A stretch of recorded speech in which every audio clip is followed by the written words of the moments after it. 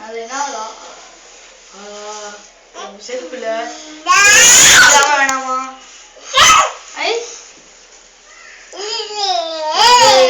அடிக்காம மாட்டா